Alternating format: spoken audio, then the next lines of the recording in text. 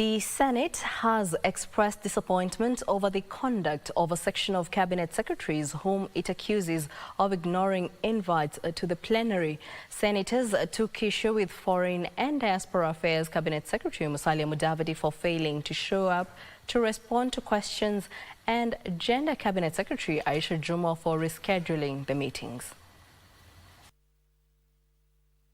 When President William Ruto implored on Parliament to amend its standing orders and allow Cabinet Secretaries to appear in plenary to respond to questions, the intention was to enhance transparency and accountability in his government. For the last 1 year, both houses of Parliament have been inviting Cabinet Secretaries, but senators now say a section of Cabinet Secretaries is not taking invites seriously.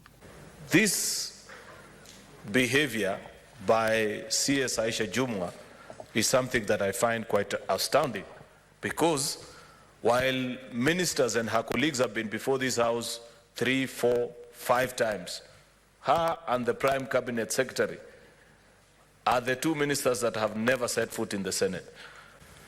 This House must be respected. Mr. Speaker, the only thing we ought to do now is to look at the provisions of the laws that gives us powers to punish these individuals who fail to appear. We are very honorable people even out there when you see us. But the way these CSs are treating us, it's just like primary school or high school boys. Nairobi Senator Edwin Sifuna challenged the Speaker to follow the steps of committee chairpersons and find the Cabinet Secretaries. Why is the option of the fines and other penalties that are available to the committee not available to this House as a whole? Speaker Amason Kingi, however, challenged the Senate majority and minority leadership to invoke Standing Orders 51D and move a censure motion. What Senator Sifuna has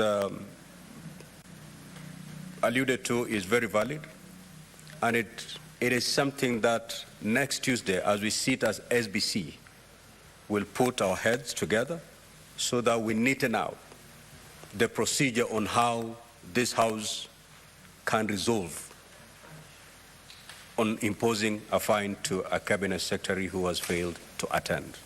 Gishoke Washira, Lunchtime News.